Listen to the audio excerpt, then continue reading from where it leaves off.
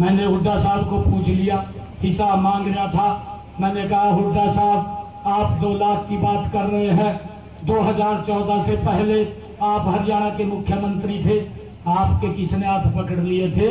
क्या नहीं आपने नौकरी दी? आपने नौकरी देनी चाहिए थी हरियाणा के युवाओं को।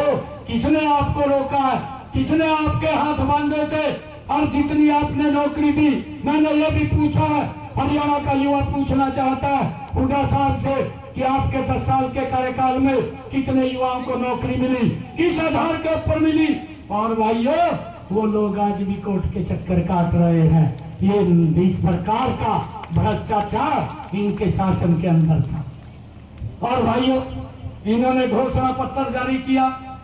उस घोषणा पत्र का सबसे पहले जो भाइयों प्रतिक्रिया आई, वो प्रतिक्रिया ये आई, मैं आप लोगों को मालूम भी होगा, किस किस को मालूम है, जब कांग्रेस ने झूठ का पुलिंदा खोला, इसकी सबसे पहली प्रतिक्रिया जो इनका प्रत्याशी है, जो इनका विधायक है, NIT से जो चुनाव लड़ रहा है, उसने सबसे पहले प्रतिक्रिया ये दी। कहा भाई हुड्डा साहब ने कह दिया, कहा 2 लाख नौकरियां देंगे, कहा मेरे हिस्से में 2000 नौकरी आएगी। कहा ये बात कही है, मेरे हिस्से में 2000 नौकरी आ गई है। और कहा एक एक व्यक्ति 50-50 वोट डलवाए और मैं उसको नौकरी दूंगा। अरे पागल समझ लिया क्या हरियाणा वासियों को? आपको 8 तारीख के बाद बताएंगे कि आपका सुपड़ा साफ करने वाले हैं।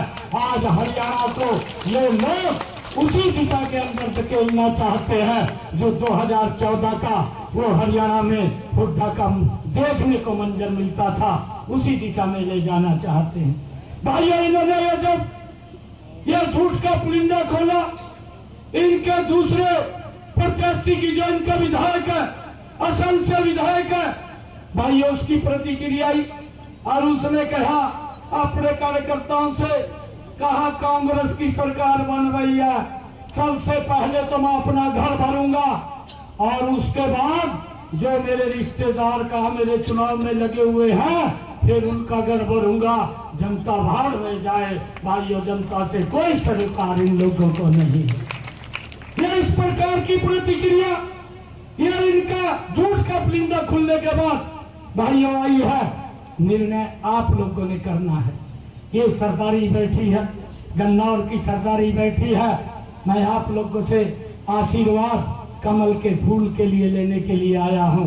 भाइयों, कमल के फूल को गन्नौर की सरदारी आशीर्वाद देगी ना? देगी ना? मेरी माता बैठी है, किसी की बात में ना जियो। आप लोगों को मैं ये कहने के लिए आया हूं, एक एक वोट कमल के बटन के ऊपर दबाना।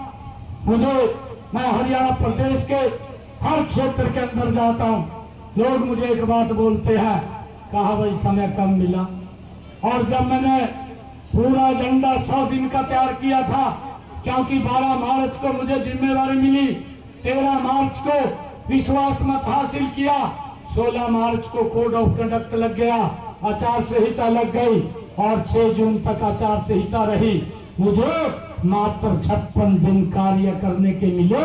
मैंने 100 दिन का एजेंडा तैयार किया हुआ था। और हुड्डा साहब बोलते हैं, जब मैं हर रोज कोई ना कोई बड़ा निर्णय ले रहा था तो हुड्डा साहब बोलते लगे, कहा ये तो घोषणाएं कर रहा है।